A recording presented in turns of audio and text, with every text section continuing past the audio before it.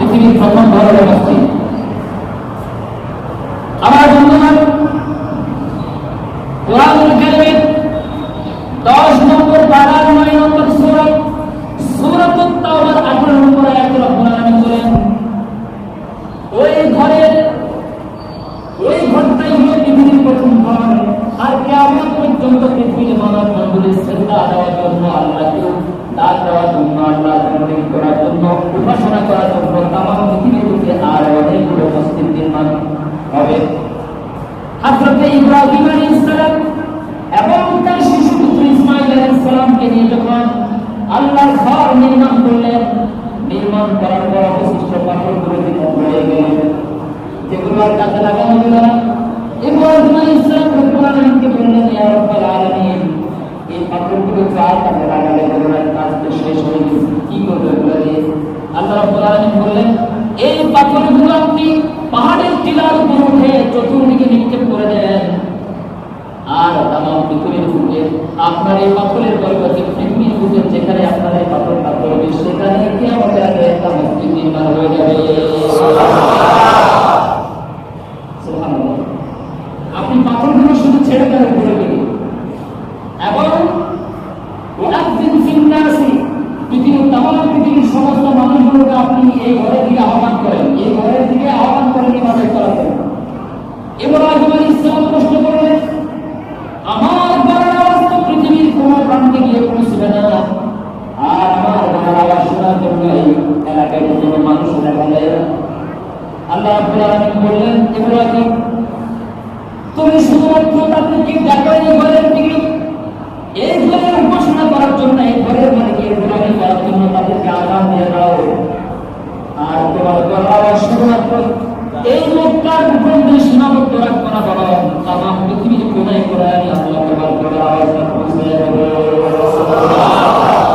শুধু তাই নয়, বরং কিয়ামত পর্যন্ত যত মানুষ পৃথিবীতে আসবে, আর যাদের কানের মধ্যে তোমার এই আহ্বান পৌঁছাবে, আমি আল্লাহ রাব্বুল আলামিন আমার ঘরে হজ করার জন্য তাদেরকে গ্রহণ করে নেব। ইব্রাহিম আলাইহিস সালামের সেই গলার আওয়াজ, তিনি যে হজের জন্য মানুষকে ঘোষণা দিয়েছেন, আল্লাহর ঘরের গোলামি করার জন্য রেখেছেন।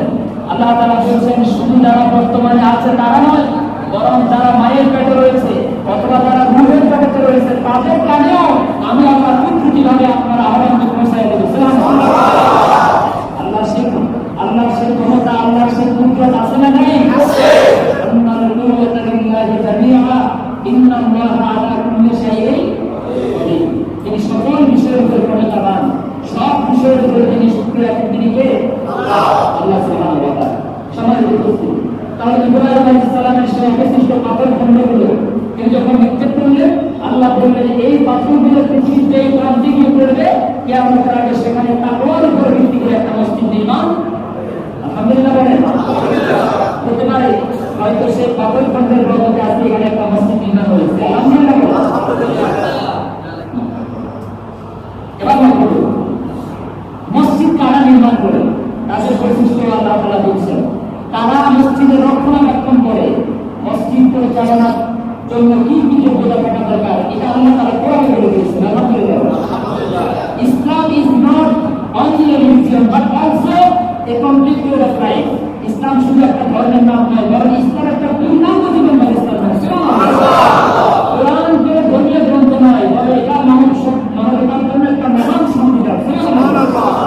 আমি সমস্যায় পড়বো আর আমার সমস্যাটা সমাধান খুঁজতে কোরআন থেকে সেই সমস্যার সমাধান আপনার এমন অপূর্ণায় রূপে আল্লাহ নবী সব সমস্যার সমাধান কোরআনে। সম্মানিত উপস্থিতি, আল্লাহ রাব্বুল আলামিন বলছেন 10 নম্বর পারা 9 নম্বর সূরা তাওবা 18 নম্বর আয়াতে আল্লাহ রাব্বুল আলামিন বলছেন, ইন্নামা ইয়া'মুরু মাসাজিদাল্লাহি মান আমানা বিল্লাহি ওয়াল ইয়াউমিল আখির ওয়া আকামাস সালাতা ওয়া আতাজ যাকাতা ওয়া লাম ইয়াখশা ইল্লাল্লাহ। আল্লাহু আকবার। মসজিদ নির্মাণ তো তারাই করেন, মসজিদ তো তারাই বানায়, মসজিদের দেখাশোনা তো তারাই করে, মসজিদ পরিচালনা কমিটির দায়িত্ব তো কেবলমাত্র তারাই পালন করে। মান আমানা বিল্লাহ, এক নাম্বার বৈশিষ্ট্য হলো যারা আগে আল্লাহর উপরে পূর্ণাঙ্গভাবে বিশ্বাস রাখে। এক নাম্বার বৈশিষ্ট্য কি? আল্লাহর উপরে বলুন, আল্লাহর উপরে বিশ্বাস। তাহলে আমি বলছি না, কোরআন বলছে মসজিদ পরিচালনা কমিটি কি কি যোগ্যতা থাকলে, কোয়ালিটি থাকলে সে আল্লাহর ঘর মসজিদের দায়িত্ব পালন করতে। প্রথম নম্বর কথা হলো কার উপরে বানাতে হবে? তো আল্লাহর উপরে যার ঈমান আছে সে মনে হয় নামাজ পড়ে না। আল্লাহর উপরে যার ঈমান আছে, বিশ্বাস আছে, সে ব্যক্তি নামাজ পড়ে না। এবার আপনারা দেখবেন আমাদের গ্রামের মধ্যে যত মসজিদ আছে অধিকাংশ মসজিদের পরিচালনা কমিটির মধ্যে দেখবেন অধিকাংশই বেনামাজি, ঠিক কিনা বলেন? ভুল বলেছি মনে হয়? তাহলে এক নম্বর বৈশিষ্ট্য হলো যারা মসজিদ নির্মাণ করে অথবা মসজিদ পরিচালনা করে, এক নম্বর বৈশিষ্ট্য হলো তারা আল্লাহর উপরে ঈমান আনবে, ওয়াল ইয়াউমিল আখির, আর পরকাল দিবসের উপরে তারা ঈমান আনে। শুধু আল্লাহর উপরে ঈমান এনে সেই কথা মুখেই বলে না, পরকালকে বিশ্বাস করে এই কথা মুখেই বলে না, এই কথা বিশ্বাস করার পরে সেটাকে বাস্তবায়ন করে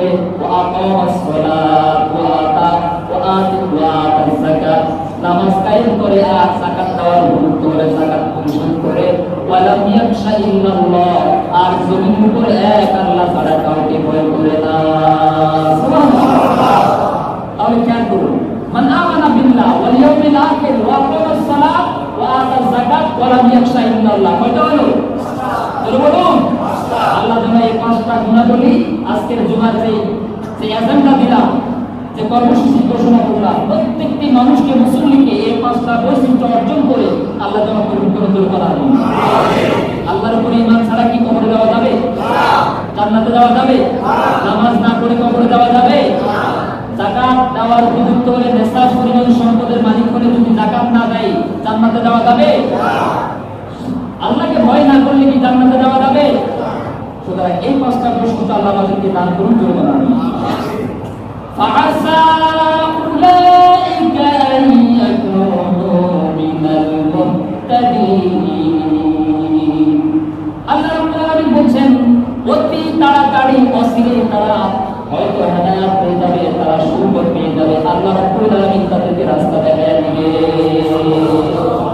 এই পাঁচটা বৈশিষ্ট্য পালন করলে আপনাকে জান্নাতের রাস্তা দেখায় দিবেন কে? আল্লাহ। ওয়াদা কি মোল্লা দিয়েছেন নাকি আল্লাহ দিয়েছেন? মোল্লার কথা ভুল হতে পারে, কিন্তু আল্লাহর কথা কখনো ভুল হতে পারে না। আমার বন্ধুগণ, এবার লক্ষ্য করুন, বলছিলাম পৃথিবীর প্রথম ঘর হলো মক্কায়। ইব্রাহিম আলাইহিস সালাম প্রথম নির্মাণ করলেন আদম আলাইহিস সালাম, দ্বিতীয়বারে তাকে রিকনস্ট্রাকশন করলেন শীশ আলাইহিস সালাম, তৃতীয়বারে তাকে আবার রিকনস্ট্রাকশন করলেন ইব্রাহিম আলাইহিস সালাম। বাবা ছেলে দুজনে নির্মাণ করলেন। নির্মাণ করার পরে আল্লাহর কাছে দুহাত তুলে দিব, জনমের মতো কান্নাকাটি করে বললেন وَإِذْ يَرْفَعُ إِبْرَاهِيمُ الْقَوَاعِدَ مِنَ الْبَيْتِ وَإِسْمَاعِيلُ وَإِذْ يَرْفَعُ إِبْرَاهِيمُ الْقَوَاعِدَ مِنَ الْبَيْتِ وَإِسْمَاعِيلُ رَبَّنَا تَقَبَّلْ مِنَّا إِنَّكَ أَنْتَ السميع العليم وتب علينا إنك أنت التواب الرحيم। আমাদের সমাজে যখন দেখে যে এই বাড়িওয়ালারা একটু টাকা পয়সায় মনে মনে একটু অপ্রতিদ্বন্দ্বী, কিন্তু মসজিদটা আরেক জায়গায়, যখন দেখে যে এই লোকটাকে সভাপতি দেওয়া হয় নাই, কেশিয়ার রাখা হয় নাই, কমিটির সদস্য রাখা হয় নাই, তখন কয় যে আমাদের কি বাড়িতে টাকা পয়সা কম, আমরা কি পারি না আমাদের বাড়িতে একটা মসজিদ দিতে বলে কিনা। তখন এই কমিটির সদস্য পদ না পাওয়ার পরে নিজের বাড়ির দরজা আরেকটা মসজিদ নির্মাণ করে আসেন, এরকম রাস্তার এই পাশে একটা মসজিদ, এই পাশে আরেকটা মসজিদ আছে কিনা বলেন? এইভাবে মসজিদ নির্মাণ করে চাকচিক্য করে তখন অহংকার করে গর্ববোধ করে যে আমরা কি পারি না, আমরাও তো দেখাই দিয়েছি। আসলে আমি যে একটা কল্যাণমূলক কাজ করলাম, আল্লাহ সন্তুষ্টির জন্য কাজ করলাম, আমার কাজটা আল্লাহ কবুল করেছেন কিনা এটা তো আমি জানি না। এটা রেজাল্ট আউট হবে কিয়ামতের এটা প্রতিদান আল্লাহ সুবহানাহু ওয়া তাআলা আমাকে দিবেন কিয়ামতের দিন। এখন মৃত্যু পর্যন্ত অন্তত আমাকে আল্লাহর কাছে এই কাজটা কবুল হওয়ার জন্য দোয়া করতে হবে। ভালো কাজ করে কি অহংকার করা যাবে? দেখেন আমাদের পিতা আমাদেরকে কি শিখাইছে। আল্লাহর ঘর নির্মাণ করলেন, পৃথিবীর প্রথম মসজিদ নির্মাণ করলেন। মসজিদে হারামের মতো এরকম একটা মহাপবিত্র এমন একটা জায়গা যেখানে একটা রাকাত নামাজ আদায় করলে 1 লক্ষ রাকাতের সমান সওয়াব পাওয়া যায়। সুবহানাল্লাহ। এক রাকাত নামাজ আদায় করলে আল্লাহ নবীজি বলেছেন মসজিদে হারামে যদি কোনো ব্যক্তি 1 রাকাত নামাজ আদায় করে আল্লাহ পাক রব্বুল আলামিন সেই বান্দার আমলের মধ্যে 1 লক্ষ রাকাত নামাজের সওয়াব লিখে দেন। এমন একটি পবিত্রময় মসজিদ নির্মাণ করার পর অহংকার করলেন না, আমরা বাপটা একেবারে পুরো শেষ করে দিয়েছি। পরে নামাজ বড় কাজটা শেষ করার পরে বলেন আল্লাহ রাব্বুল আলামিন আমি ইব্রাহিম আমার সন্তান ইসমাঈল দুজনে মিলে তোমার ঘর নির্মাণ করেছি। আল্লাহ হয়তো মনের মধ্যে কোনো ভুল ভ্রান্তি হয়ে যেতে পারে, আল্লাহ তুমি দয়া করে আমাদের কাজটাকে তোমার দরবারে মঞ্জুর করে নাও। তাহলে বোঝা গেল মসজিদ নির্মাণ করার পর অহংকার করা যে কোনো কল্যাণমূলক কাজ, মসজিদ হোক, মাদ্রাসা হোক, সমাজ উন্নয়নমূলক কাজ হোক, যেহেতু আমি আল্লাহ সন্তুষ্টির জন্য করেছি, আল্লাহ যেন আমার এই কাজটা গ্রহণ করেন এই জন্য আমাকে আরো বেশি বিনয়ী হতে হবে। ঠিক কিনা বলো? অহংকার করা হবে। প্রিয় ভাই আমার, এরপরে ইব্রাহিম আলাইহিস সালাম দোয়া করলেন আল্লাহর কাছে, রব্বানা ইন্নী আসকানতু মিন যুররিয়্যাতি বিওয়াদিন গায়রি যি যার'ইন ইনদা বাইতিকাল মুহাররাম রব্বানা লিয়ুকিমুস সালাতা ফাজ'আল আফইদাতান মিনান নাসি তাহওয়ি ইলাইহিম ওয়ারযুকহুম মিনাস সামারাতি লাআল্লাহুম ইয়াশকুরুন। বর্তমানে কিন্তু ঘরে মুসল্লি লাগবে না? সুবহানাল্লাহ বলেন না? মসজিদ সুন্দর হয়েছে আলহামদুলিল্লাহ, কিন্তু মসজিদটাকে পরিপূর্ণ করার জায়গা কার? মসজিদটাকে মসজিদে মুসল্লি ধরে রাখার দায়িত্ব কিন্তু এলাকাবাসী। প্রধানমন্ত্রী তৈরি করে দিয়েছেন, কিন্তু তিনি তো আর এখানে এসে নামাজ পড়তে পারবেন না। ঠিক কিনা বলেন? এই মসজিদের মুসল্লি বানানোর দায়িত্ব আমাদের এলাকাবাসী, মসজিদের পবিত্রতা রক্ষা করার দায়িত্ব এলাকাবাসী। এটা হলো আপনাদের সম্পদ, এটা হলো আপনাদের রত্ন, এটাকে আপনারা সাজিয়ে গুছিয়ে রাখবেন। এটা আজ থেকে এখন থেকে আমাদের সকলের ব্যক্তিগত দায়িত্ব মনে করে এটাকে সাজানোর জন্য, এটাকে রক্ষণাবেক্ষণ, এটাকে হেফাজত করার জন্য আমাদেরকে চেষ্টা চালিয়ে যেতে হবে। আল্লাহ তৌফিক দান করেন। তাহলে ঘর নির্মাণ হলো, মসজিদ বানানো হলো, কিন্তু মসজিদে তো মুসল্লি লাগবে, ইমাম লাগবে, খতিব লাগবে, আলেম লাগবে, লাগবে না? দেখেন ইব্রাহিম আলাইহিস সালাম কত চমৎকার দোয়া করলেন। ইব্রাহিম আলাইহিস সালাম বললেন রব্বুল আলামিন আমি আমার স্ত্রী আর আমার শিশু পুত্র ইসমাঈলকে এমন এক অনির্ভর উপত্যকার মধ্যে পাহাড়ি এলাকায় রেখে গেলাম যেখানে কোনো মানুষজন বসবাস করে না, যেখানে কোনো ফলমূল নাই। আল্লাহ রাব্বুল আলামিন আপনার ঘরের কাছে আমি আমার সন্তানদেরকে রেখে গেলাম, আমার সন্তানদেরকে ভবিষ্যতে আপনি এই ঘরের মুসল্লি হিসাবে গ্রহণ করেন, তাদেরকে নামাজ কায়েমকারী হিসাবে দেন। মসজিদটা যে সময় তো মুসলিম কালাম আমরা দেখতে পাচ্ছি মুসলিমদের অনেক ভিড় হচ্ছে, মেহরবানি করে খাইতে দরকার হবে না, উপরের তলায় যাওয়ার জন্য উপরের তলায় দক্ষিণ পাশে মহিলাদের জায়গা, উত্তর পাশে আপনার উত্তর পাশে চলে যান, সেখানে যথেষ্ট জায়গা রয়েছে এবং প্রত্যেকে একটু সহযোগিতা করবে, জায়গা করে দেবে আল্লাহ আজকের জন্য কি উপস্থিতি। এখন মসজিদটি ইব্রাহিম আলাইহিস সালাম বানালেন, কাবাগর তো বানালেন, মুসলিম দরকার আছে না? এবার আল্লাহর কাছে বলছেন আল্লাহ আমার সন্তানদের মধ্য থেকে আল্লাহ তুমি তাদেরকে এই ঘরের জন্য নামাজ কায়েমকারী হিসেবে কবুল করে নিই, দরকার আমি এবং আমার সন্তানদের মধ্যে যারা এই ঘরের রক্ষণাবেক্ষণ করবে, দায়িত্ব পালন করবে, আল্লাহ মানুষের হৃদয়কে তাদের জন্য তুমি অনুপ্রাণিত করে দিও, আগ্রহী করে দিও এবং তাদেরকে তুমি ফলমূল দিয়ে, তাদেরকে রিজিক দিয়ে তুমি পরিপূর্ণ করে দিও, যাতে করে আমার বান্দারা নামাজও করতে পারে আর তারা যেন তোমার রিজিক খেয়ে, তোমার ফলমূল খেয়ে তারা যেন শুকরিয়া আদায় করতে পারে। জোর করে আমিন। এজন্য অনেক সময় আমরা বলি যে হুজুররা এত কম বেতন পায় মসজিদে, 2000 টাকা, 5000 টাকা, 7000 টাকা, এত ভালো বলে কেন? বলে কিনা?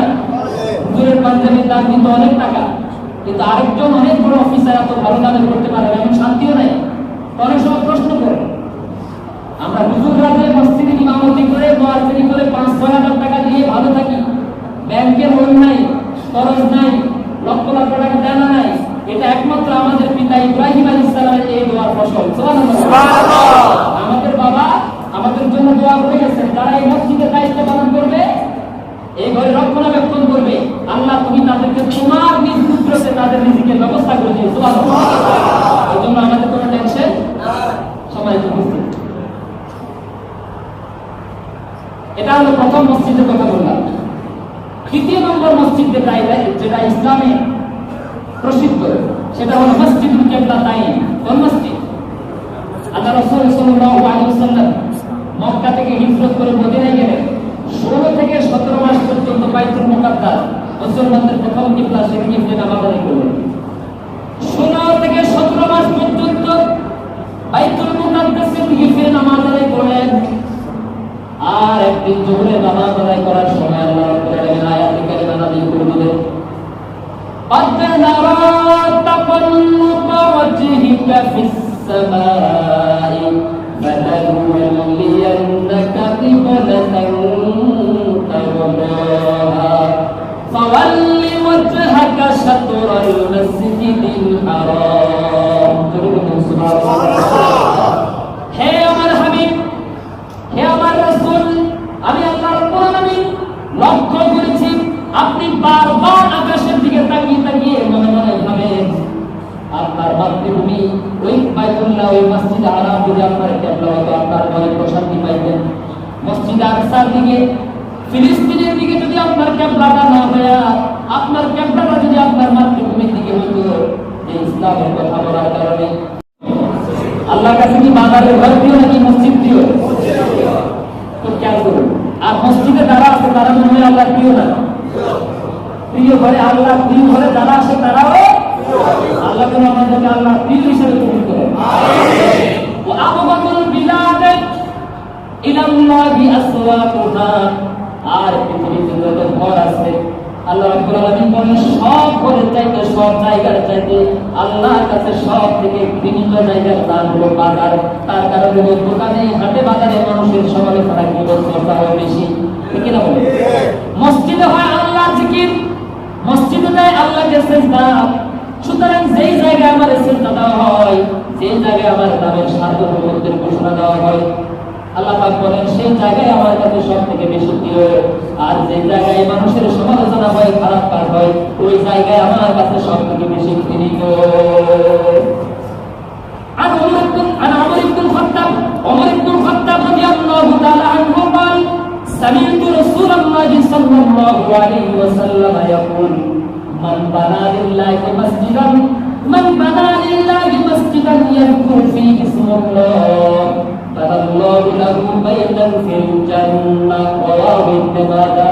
আল্লাহ নবী বলেন, যে ব্যক্তি অথবা যে এলাকার যেই সম্প্রদায়ের লোকেরা আল্লাহর নামের ঘোষণা হবে, আল্লাহর জিকির হবে, আল্লাহকে সিজদা দেওয়ার জন্য মসজিদ নির্মাণ করে, এই নিয়মে আল্লাহ পাক রব্বুল আলামিন তার জন্য এর চাইতে সর্বোত্তম ঘর জান্নাতের মধ্যে বানায়া দিবে।